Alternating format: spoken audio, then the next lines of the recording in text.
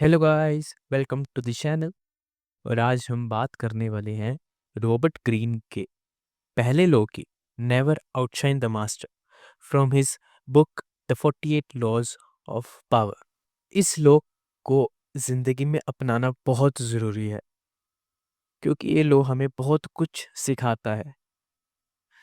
Robert Greene इस law को समझाने के लिए काफ़ी स्टोरीज का यूज़ करते हैं। तो स्टार्ट करते हैं एक स्टोरी से जो कि राज की है। राज जो कि फाइनेंस मिनिस्टर है करण का। करण उस समय का एक राजा है। राज एक बहुत ही क्लेवर और एक अच्छा इंसान है जिसको एक लेविश लाइफस्टाइल पसंद है। राज सोचता था कि वो किंग के लिए एक एसेट है और उस दरबार के लिए बहुत ज़रूरी है।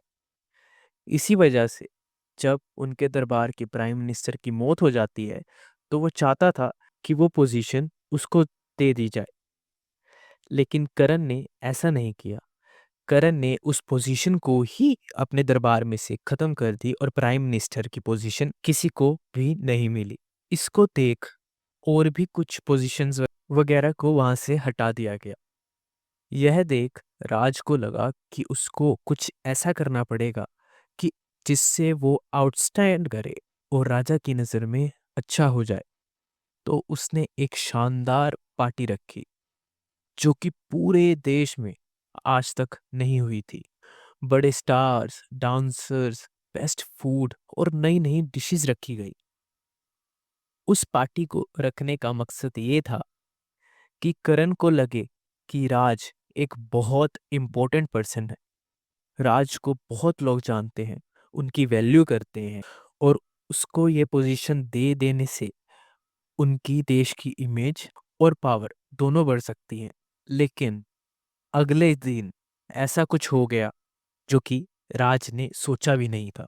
करण ने यानी कि राजा ने राज को 20 साल की प्रिजनमेंट मतलब जेल में डाल दी। यह वजह सुनाकर कि उसने शाही घराने में चोरी की है।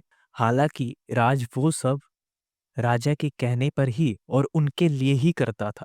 इस स्टोरी को ऑथर यही खत्म करते हैं और समझाते हैं कि इसमें राज ने एक पार्टी रखनी चाहिए जो कि उसके नज़रिए में सही था।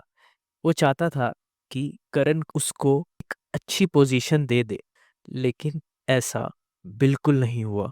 करण की इनसिक्योरिटी, जेलसी ने राज के सब ख्वाहिशों पे पानी फेर दिया। जो इंसान एक रात पहले टॉप ऑफ द वर्ल्ड था, वो अगले ही दिन अपने आप की ये गलती को कोसने लगा। इसीलिए never outshine the master. Author एक और स्टोरी भी सुनाते हैं इसके वाइस वर्सा। वो स्टोरी है गैलीलियो की, जिन्हें रिसर्च वर्क के लिए डिपेंड रहना पड़ता था रूलर्स पर, क्योंकि वो टीचिंग करते थे और इन रिटर्न उन्हें गिफ्ट्स मिला करते थे स्टूडेंट्स से। लेकिन अपनी रिसर्च वर्क को कैरी ऑन करने के लिए उन्हें चाहिए थे कुछ फंड्स और साथ ही साथ घर का खर्चा निकालने के लिए भी। तो एक बार की बात है, वो अपनी रिसर्च कर रहे थे जिस दौरान उन्हें पता चला कि जुपिटर के अराउंड 4 मून्स घूम रहे हैं। उन्होंने डिसाइड किया कि वो ये उपलब्धि उस समय के राजा को एक गिफ्ट के तौर पर अर्पण कर देंगे, क्योंकि उस समय रूल कर रही थी मेडिसी डायनेसिटी। जुपिटर प्लेनेट उनके लिए स्ट्रेंथ और पावर दिखाता था। तो गैलीलियो ने एक एम्बलम बनाया जिसमें जुपिटर क्लाउड्स में है और 4 स्टार्स उसके अराउंड हैं, क्योंकि डायनेसिटी के फाउंडर के 4 ही बच्चे थे। जुपिटर डायनेसिटी के फाउंडर हैं और जो स्टार्स हैं वो उनके 4 बच्चे हैं। ये एम्बलम जब राजा को मिला तो राजा बहुत खुश हुए और गैलीलियो को अपने दरबार में अपॉइंट कर लिया with full salary life time के लिए, जिससे गैलीलियो की सारी चिंता खत्म हो गई। तो इन स्टोरीज का मतलब सिंपल है कि all masters want to appear more brilliant than the other people. वो सिर्फ केयर करते हैं अपने बारे में, उनके इम्पोर्टेंस के बारे में, उनके नेम के बारे में, उनकी ग्लोरी के बारे में। तो इसलिए इंस्टेड ऑफ इनसिक्योरिटी उन्हें हमें ग्लोरी देनी चाहिए। तो इस वीडियो बनाने के लिए हमने इन स्टोरीज को कंबाइन किया और टेकअवेज निकाले। तो नंबर 1, आप लोग हमेशा याद रखें, एवरीवन हैज़ इनसिक्योरिटीज़। जब आप दुनिया में अपना टैलेंट दिखाते हो तो लोग जलते हैं, लेकिन ये ध्यान रखें कि आउटशाइनिंग मास्टर एक वर्स्ट डिसीजन है। सेकंड ये है कि जो लोग हाई स्टैंडिंग पावर्स पर हैं या हायर स्टैंडर्ड ऑफ लिविंग है, वो are like kings and queen's.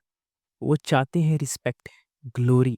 जब उन्हें मौका मिलेगा वो आप लोगों को पीछे करने की कोशिश करेंगे। तो इसलिए अपना टैलेंट, अपनी गिफ्ट्स को खुद ग्लोरीफाई ना करो, सही समय का इंतज़ार करो, वरना पछताना पड़ेगा।